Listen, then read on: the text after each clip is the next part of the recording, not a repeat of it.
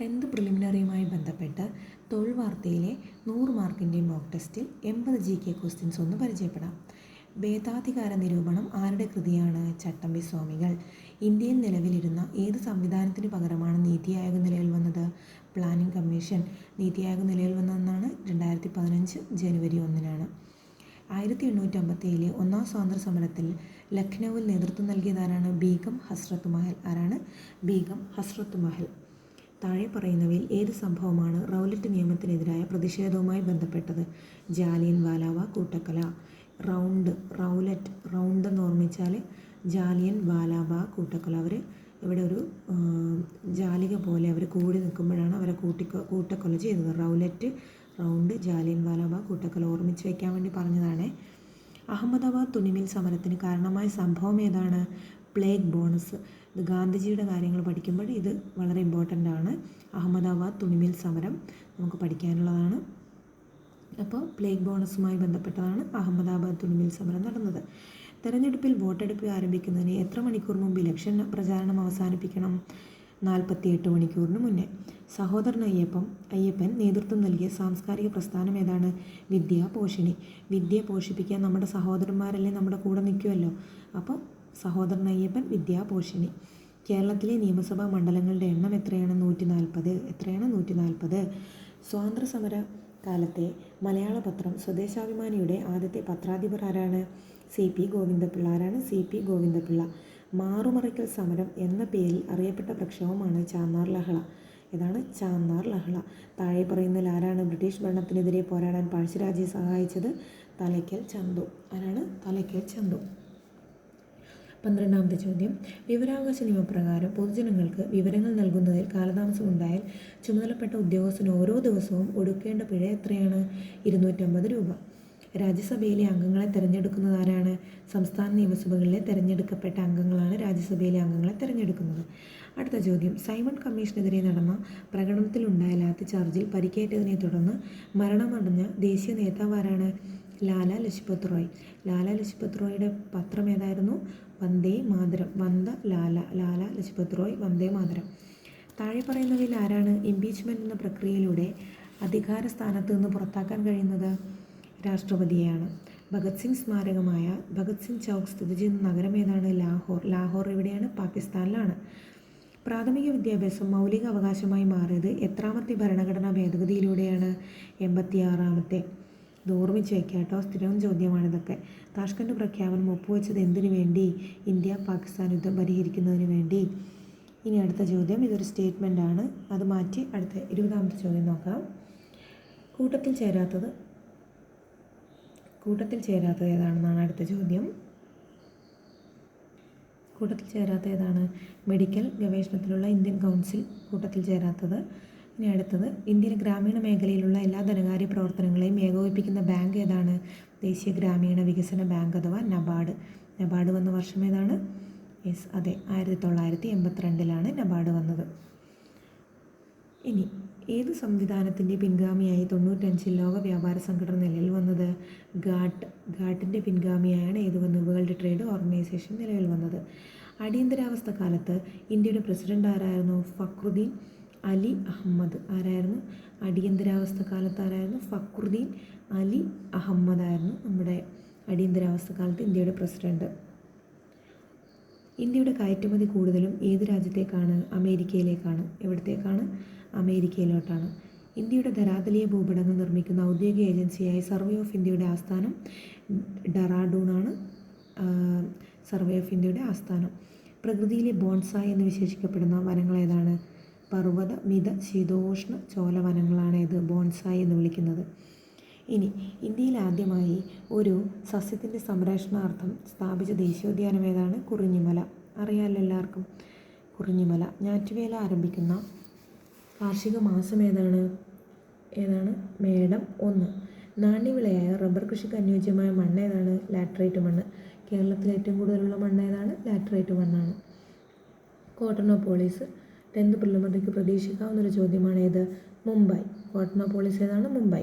കേരളത്തിലെ ഇടത്തരം നദികളിൽ പെടാത്തത് ഏതാണെന്നാണ് ചോദ്യം. ഏതായിരുന്നു? കല്ലടയാറ്. ഓക്കെ, ഇതൊക്കെ വലിയ നദികളാണ്. പമ്പ, ചാലിയാർ, പെരിയാറൊക്കെ. മലനാടില്ലാത്ത ജില്ല ഏതാണ്? ആലപ്പുഴ.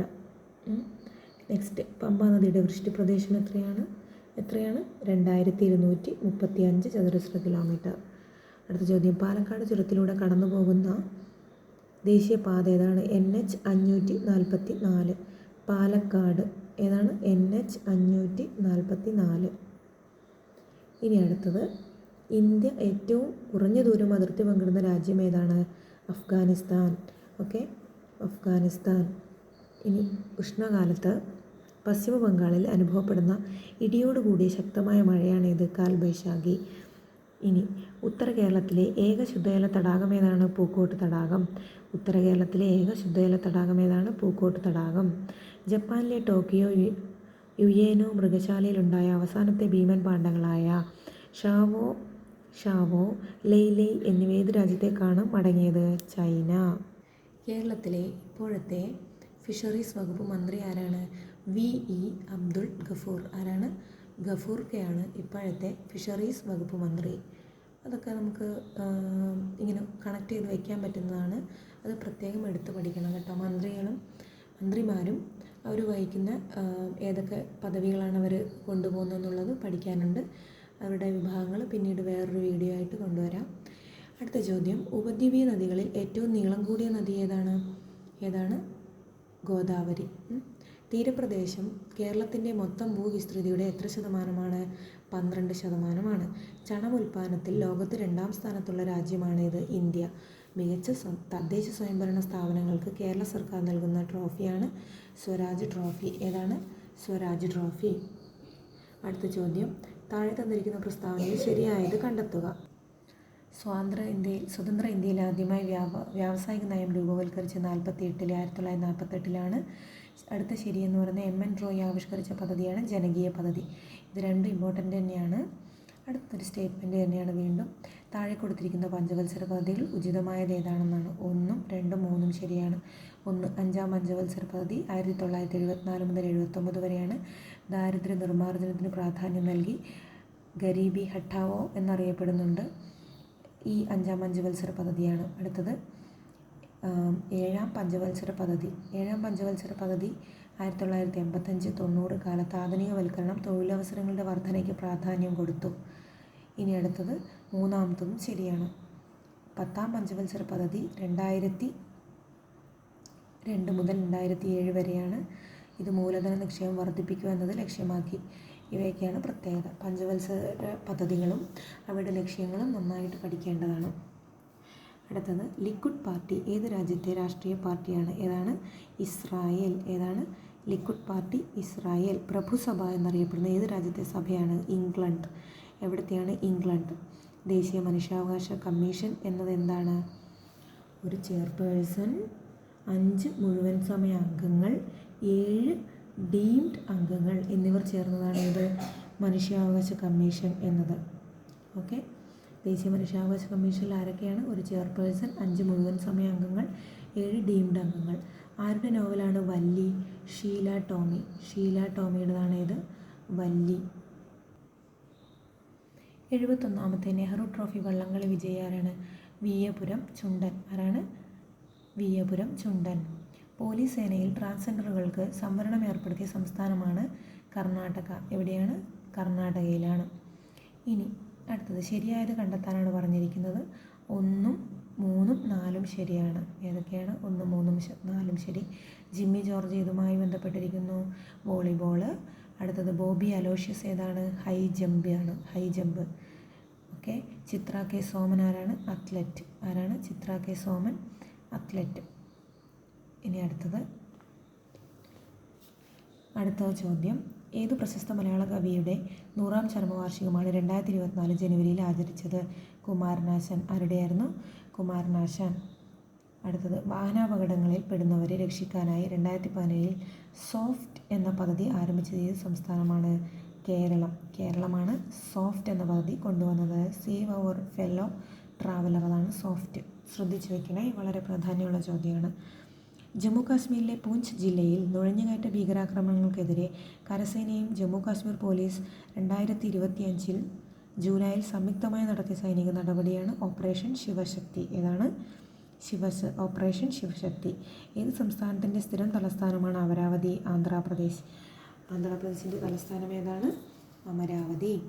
അടുത്ത ചോദ്യം, അമേരിക്കയുടെ 250-ാം സ്വാതന്ത്ര്യദിനാഘോഷങ്ങളുടെ ഭാഗമായി പുറത്തിറക്കിയ പ്രത്യേക പാസ്പോർട്ടിൽ ഏതു പ്രസിഡന്റിൻ്റെ ചിത്രമാണ് ഉൾപ്പെടുത്തിയിരിക്കുന്നത്? Donald Trump. ആരാണ്? ഇപ്പോഴത്തെ അമേരിക്കൻ പ്രസിഡന്റായ ഡൊണാൾഡ് ട്രംപിൻ്റെ പടമാണ് 250-ാം സ്വാതന്ത്ര്യദിനാഘോഷങ്ങളുടെ ഭാഗമായി പുറത്തിറക്കിയ പാസ്പോർട്ടിൽ ചിത്രീകരിച്ചിട്ടുള്ളത്. 2008 പത്മവിഭൂഷൺ ലഭിച്ച HK ദുവ എന്ന വ്യക്തി 2026 മാർച്ചിൽ അന്തരിച്ചു. ഏതു മേഖലയിലായിരുന്നു അദ്ദേഹം പ്രശസ്തനായിരുന്നത്? മാധ്യമപ്രവർത്തകനായിരുന്നു. ഓക്കെ. ദേശീയ യുവജന ദിനം ഏതാണ്? ജനുവരി 12.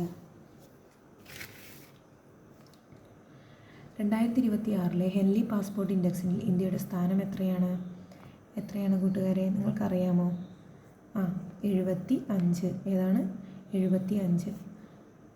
ഇത് ഒറ്റപ്പെട്ടതാണ് ചോദിക്കുന്നത്. അത് നമ്മൾക്ക് ചെയ്ത് നോക്കിയാൽ കിട്ടും. ECG ആണ് ഒറ്റപ്പെട്ടത്. ഏതാണെന്ന് മനസ്സിലായല്ലോ?